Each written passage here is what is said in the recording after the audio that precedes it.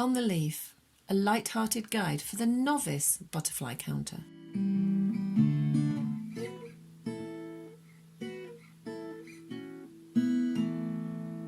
Hi, welcome to an update from On the Leaf. I'll be sharing the butterflies we have seen this week, how many and where.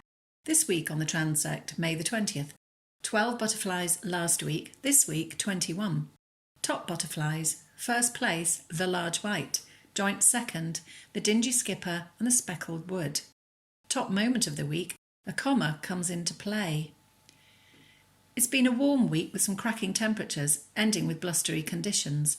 On the day of the count, there is very little wind, and we have a 23-degree temperature with almost 100% sun. Great weather for counting. 8 out of the 21 butterflies counted are large white. Their dark markings, large wings and strong flight pattern make them easy to identify up close. This one enjoys the woodland space. He does 5 laps of the circuit. See how he flies. In the first meadow, 2 Dingy Skipper are spotted flying low. It was whilst we follow and watch them that we are struck how different flyers they are compared to, say, the large white. The Dingy Skipper, as we saw last week, has grey-brown wings with mottled brown markings and 2 rows of tiny white spots. You can just about see them here. And here he was basking in the sun. They are known to do this and often on bare ground, patches of which are dotted all over this first meadow. See how the Dingy Skipper flies low and darts around, stop-starting, controlling his flight, shown here in slow-mo. He doesn't fly high and proud like the large white butterfly. It's as if he's nervous, and yet he is well camouflaged, so has no need to hide. He sits on a bramble, but can you see how well he blends in? His food plant is the bird's foot trefoil. Here he is on its yellow flower. It's a plant he will share with others, and round about now the common blue butterfly, due any day in the meadows.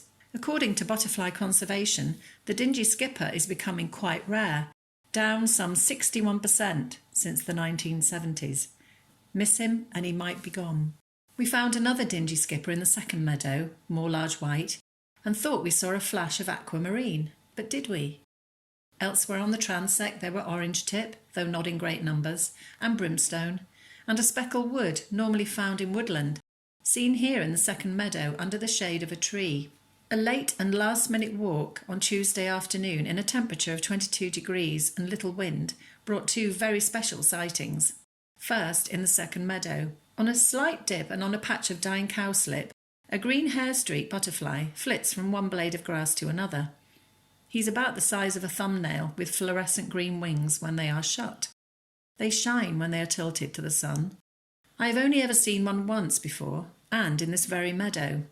I have looked for another one ever since but never found it. Until today. Imagine my surprise on a late and gloriously warm afternoon when I come across my second green hairstreak butterfly ever. I retrace my steps, nip through the first meadow and stop at the gap in the woods. Here a space had been cleared years ago to encourage wildflowers to seed and to grow. Now it's full of garlic mustard, nettle and spurge, with hemp agrimony well on the way. Today I stop and look and catch sight of a splash of orange and brown on a bright green leaf. It's a comma butterfly, so called because it has a white marking on its underside that resembles a comma. See here as it sits on a blackberry last autumn.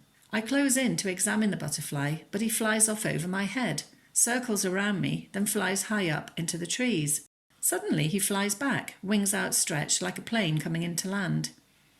He sits on a flower before taking off and heading straight for me. He lands momentarily on my left hand, flies off, only to return and land on the top of my head. I know this because I can feel him land, and in my shadow, with the sun behind me, I can see there is a strange V-shape sitting in my hair. We see a red admiral on the ground near the gate. He too seems to like dry patches to sit on, like the Dingy Skipper. But is he basking in the sun or feeding on moisture in the clay? We take a brief walk on the common on Friday and come across 3 male common blue butterflies in the meadows. Perhaps that explains the flash of aquamarine from the other day. They were already here. They don't hang around, fly off happily into the wind and even bypass their larval food plant, the bird's foot trefoil. It's out now in abundance. Perhaps common blue numbers will increase next week. Perhaps they will settle and let us get up close. Out on your walks in the next few days, temperatures are once again set to rise. Large and small whites will be with us for some time. Take a look if you are near a meadow for a quick and low-flying brown butterfly.